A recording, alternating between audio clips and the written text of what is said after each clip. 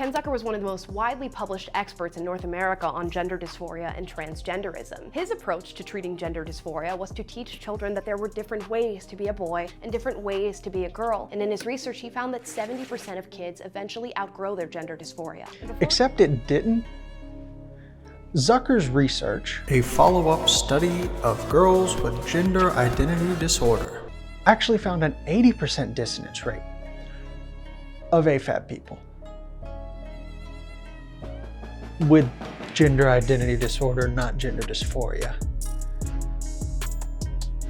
And there was only 25 participants in the study, of which 40% were sub-threshold of gender identity disorder diagnosis. I can see why Prageru singled out this guy's research. This stuff is, well, it says the conclusion they like. Gender identity disorder and gender dysphoria are two very similar diagnoses. I mean, just look at this criteria. But there is some significant differences between the two. One of them that I want to focus on is that to be diagnosed with gender dysphoria, one must insist that they are not the gender they were assigned at birth.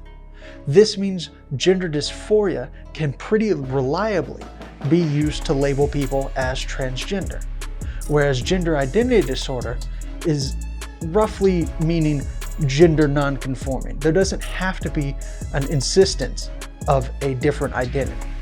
So gender dysphoria is a narrower, more stringent definition than gender identity disorder was. This creates a huge problem for people who want to cite these 60, 70, 80% dissonance rate studies because it's comparing different pools of people. A criticism so common that a 2013 study, which still used gender identity disorder as the main criteria for some reason, also acknowledged gender dysphoria as a part of it. And what they found is that when accounting for gender dysphoria, the results were the exact opposite of the results of the main study. This is a problem that is present in all of these studies. Hilariously, even one published in 2021, using an outdated diagnosis, when we have studies using the correct one, 7.3% at most, by the way, is a non-starter. And if someone cites high dissonance to you, and you see in the abstract gender identity disorder, you should laugh at them in their face. High rates of detransition is a cornerstone to right-wing arguments against trans people's progress.